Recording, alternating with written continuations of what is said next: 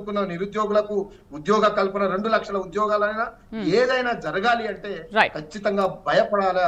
రేవంత్ రెడ్డి భయపడేటట్టు మీ నిర్ణయం ఉండాలని ఈ సందర్భంగా తెలియజేస్తున్నాను. రైట్ మనతో పాటు లింగం యాదవ్ గారు టీపీసీసీ అధికార ప్రతినిధి అండ్ విజయ సునీత గారు బీజేపీ అధికార ప్రతినిధి, నర్రా విజయ్ కుమార్ గారు సీనియర్ జర్నలిస్ట్ జాయిన్ అయ్యారు. నమస్తే అండి అందరికీ. రైట్, నమస్తే లింగం యాదవ్ గారు. లింగం యాదవ్ గారు, బీసీ రిజర్వేషన్ అంశం అనేది తెలంగాణలో కాంగ్రెస్ సర్కార్ని ఏమైనా ఇరకాటంలో పడేసిందా ఏంటి? మీరేమో ఎన్నికల ముందు హామీలు ఇచ్చారు, మేము అది చేస్తాం ఇది చేస్తామని. తీరా ఎన్నికలు అయిపోయాయి, 2 ఏళ్లు గడుస్తుంది. అయినప్పటికీ కూడా బీసీ రిజర్వేషన్ల అంశం ఇంకా అలాగే పెండింగ్లో ఉంది. దీని ఏమైనా గాలికి వదిలేశారనేది బీఆర్ఎస్ వాదన. గుడ్ ఈవినింగ్ అండి.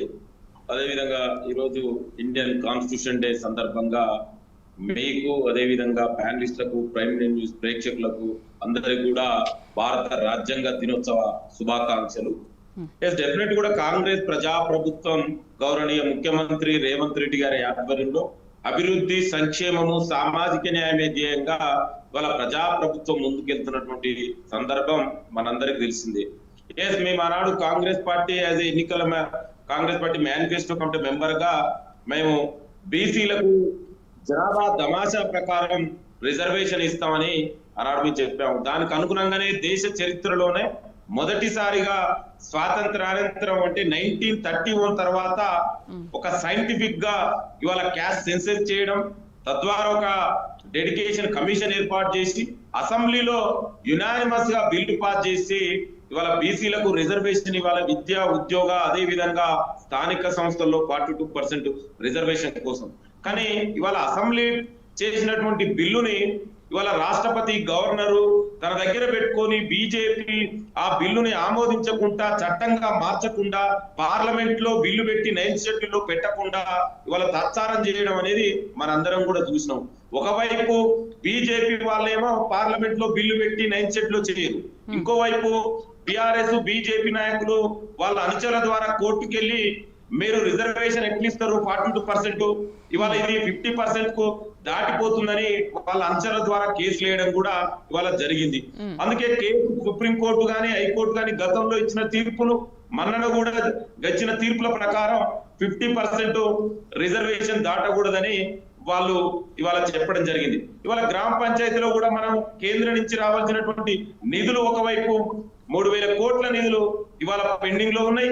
కోర్టులో ఏమో ఎలక్షన్ పెట్టమని చెప్తున్నాయి. ఇవాళ బీజేపీ ఏమో బిల్లు పార్లమెంట్ లో ఆ చట్టంగా మార్చకుండా అడ్డుకుంటున్నటువంటి చరిత్ర వాళ్ళు ఉంది. మరి ఇలాంటి సందర్భంలో డెఫినెట్ కూడా ఇది పంచాయతీ ఎలక్షన్స్ అనేది పార్టీ రహిత ఎలక్షన్స్. మనందరికీ తెలిసి ఇక్కడ ఉన్న వాళ్ళకు, మీకు అందరికి కూడా ఇవాళ అంటే పార్టీ పరంగా జరిగే సింబల్స్ ఉన్నాయి. దీనికి పార్టీ బీఫామ్స్ కూడా ఇవ్వదు.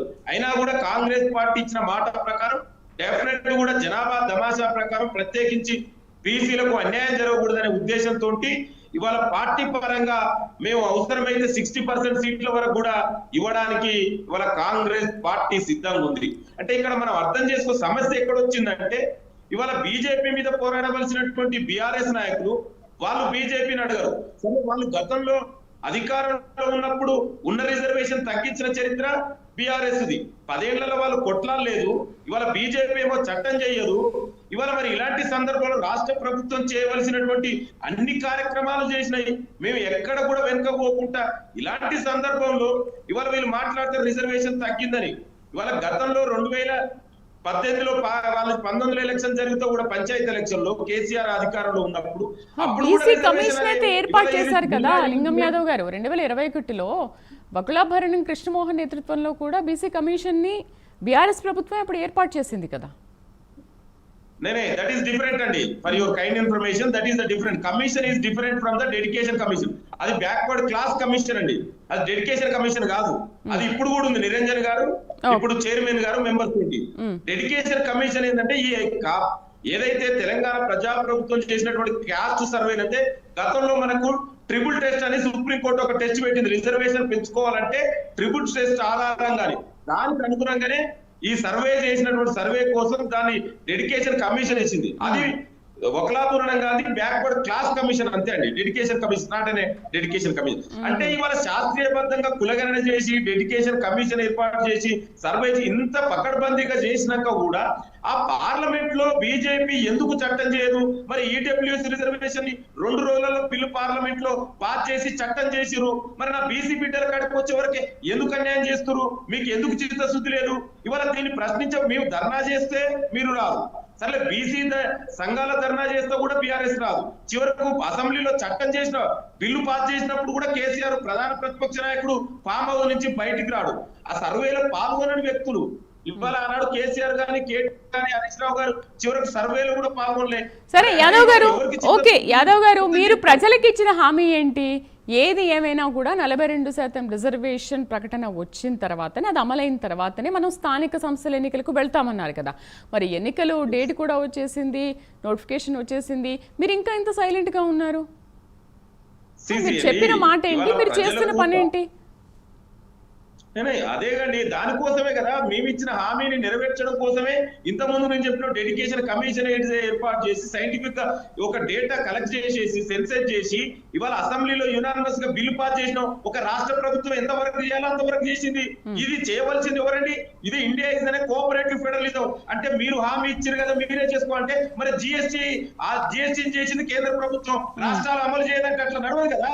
కొన్ని చట్టాలు కేంద్ర రాష్ట్ర ప్రభుత్వాలు కలిసి చేస్తాయి, కొన్ని ఏమో అసెంబ్లీలు సపరేట్ గా చేస్తాయి, కొన్ని పార్లమెంట్ చేస్తాయి. ఇది రాష్ట్రం చేసిన తర్వాత బాధ్యత అండి. ఇట్లా మెహర్బానీ విజయ్ సునీత గారు, సరే మీకు ఏం ఆన్సర్ చేస్తారో చూద్దాం. సునీత గారు, నమస్తే సునీత గారు. అంటే సునీత గారు నమస్తే మేడం. నమస్తే మేడం, ప్యానెల్ ఉన్న మిత్రులకు.